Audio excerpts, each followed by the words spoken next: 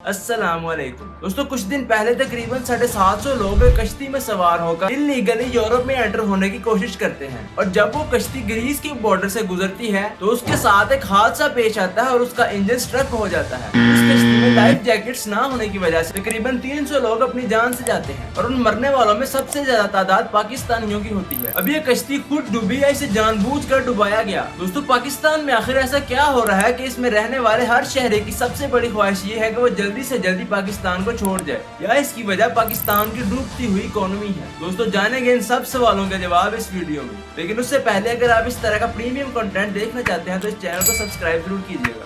In Pakistan say they've identified more than 200 citizens who were on the overloaded migrant boat which sank off the coast of Greece last week. Rescuers are continuing their search off the coast of Greece for victims of a boat that has claimed the lives of at least 79 migrants. तकरीबन 350 है और इसमें जो 104 लोग survive हुए हैं उनमें से पाकिस्तानी की तादाद अभी तक जो है वो सिर्फ 12 है। Terrible disaster at sea, a fishing boat sinking with hundreds on board, hundreds of migrants missing.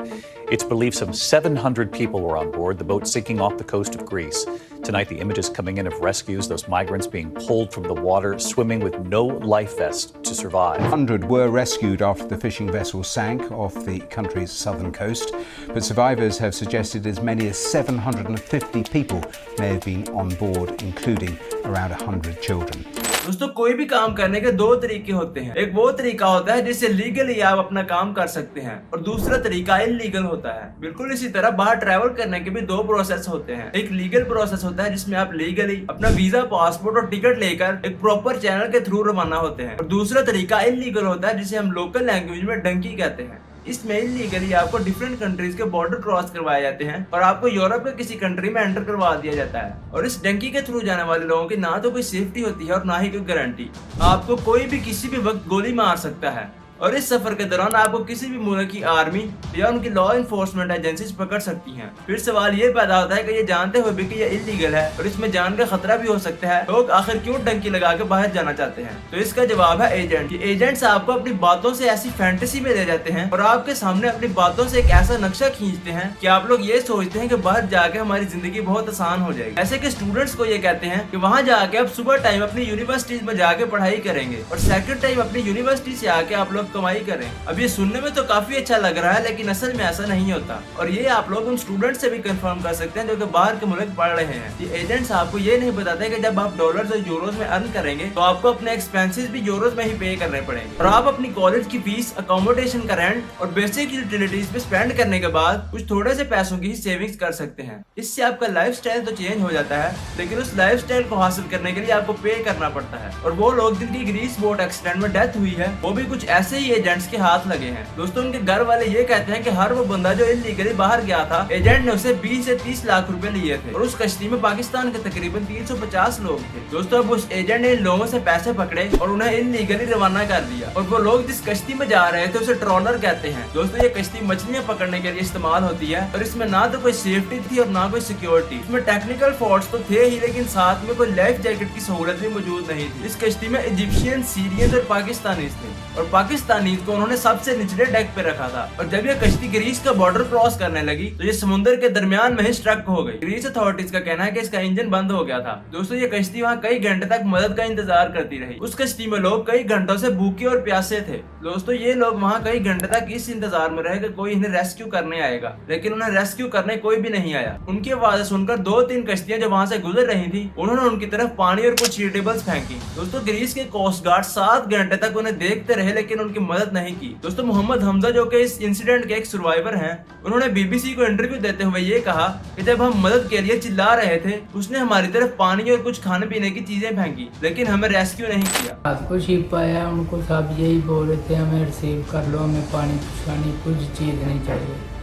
जो जिसके साथ हमारी टक्कर भी हुई है उनको यही बोला है हमने कि हमें रिसीव कर लो। किस तरह बोला उनको आप? हेल्प हेल्प सब कर रहे। ये नहीं पता वो कौन से मुल्क का शिप था, तो उनने पानी शानी फेंका है, केक शेक फेंके हैं, तो वो भी तकरीबन चले गए। फिर हम उससे आगे चले गए कश्ती अपनी लेके।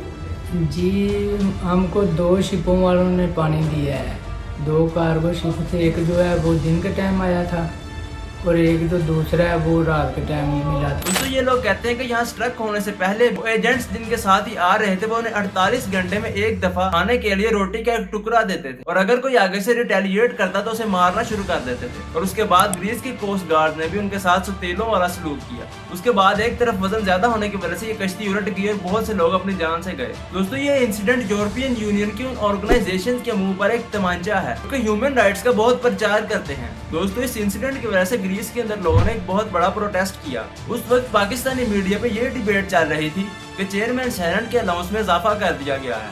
दोस्तों रिपोर्ट के मुताबिक हर साल तकरीबन 30 से 40 हजार लोग इस इलीगल तरीके से यूरोप में एंटर होते हैं और इस सफर के दौरान हजारों लोग अपनी जिंदगियों से हाथ धो बैठते हैं। दोस्तों कुछ देर पहले ही पाकिस्तान की हॉकी प्लेयर शाहिदा जो कि अपने बच्चे के इलाज के लिए यूरोप जाना चाह रही थी वो भी अपनी जान से हाथ धो बैठी। और ये लोग जो भी इस हादसे का शिकार हुए हैं ये कोई अनस्किल्ड या लेबर नहीं थे बल्कि ये अच्छी खासी पढ़ी लिखी मिडिल क्लास फैमिली से ताल्लुक रखते थे और उन्होंने 25 से 30 लाख रुपया इस वजह से दिया ताकि उन्हें यूरोप में एक अच्छा फ्यूचर मिल सके। दोस्तों अब इस इंसिडेंट के सर्वाइवर्स की तरफ से जो वीडियोस आ रही हैं उन्होंने एक नई बहस छेड़ दी है। वो ये कहते हैं कि हमारी बोट 5 दिन तक वहाँ रही लेकिन उस दौरान हमारी बोट नहीं डूबी, लेकिन जब ये कोस्ट गार्ड्स हमें रेस्क्यू करने आए तो उसी दौरान हमारी बोट डूब गई।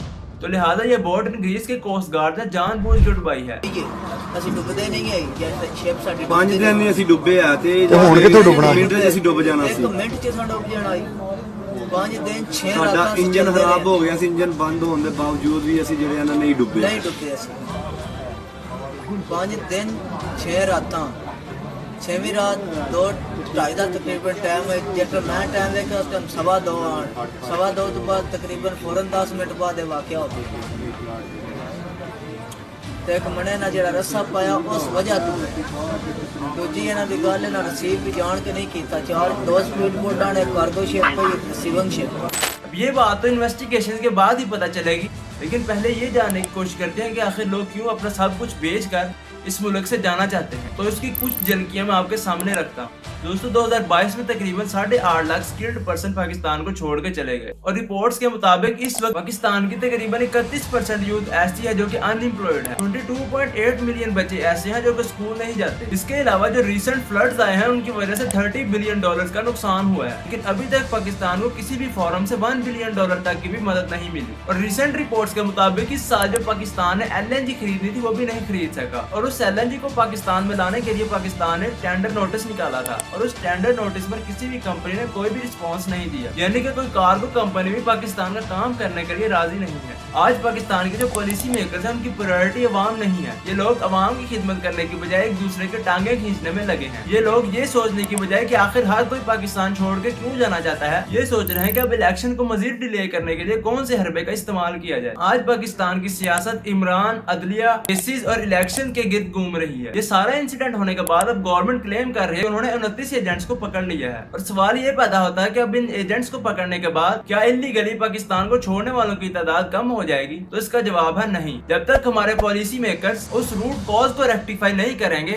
जिनकी वजह से ये लोग पाकिस्तान को छोड़ के जा रहे हैं, तब तक ये लोग पाकिस्तान को छोड़ के ऐसे ही जाते रहेंगे। और इस सारे इंसिडेंट में सारा कसूर गवर्नमेंट का नहीं है बल्कि कुछ कसूर हमारा भी है क्योंकि ये समझते हैं कि हमारी हर मुश्किल का हर बाहर का मुल्क है और 25-25 लाख उन जैसे एजेंट्स को देकर इल्लीगली यहाँ से जाना चाहते हैं। और फर्ज करो अगर आप वहाँ चले भी जाते हैं तो आपका वो बॉस जिसके अंडर आप काम करेंगे जब उसको ये पता चलेगा कि आपके पास पेपर्स नहीं है तो वो आपका मिस यूज करेगा। अगर गवर्नमेंट ये कहती है कि वो आपको $20 पर आवर पे करे तो वो आपको सिर्फ $5 पर आवर पे करेगा और उस वक्त आप वहाँ कुछ भी नहीं कर सकेंगे। तो बेहतर ये है कि उस 25 लाख से आप यहाँ ही को बिजनेस सेट करें। और अगर आप फिर भी बाहर ही जाना चाहते हैं तो प्रॉपर लीगल चैनल के थ्रू बाहर जाएं ताकि आपके जान और माल की सेफ्टी और सिक्योरिटी को कोई खतरा ना हो। चलिए दोस्तों आज के लिए इतना ही। अगर वीडियो इन्फॉर्मेटिव लगी हो तो लाइक सब्सक्राइब जरूर कीजिएगा।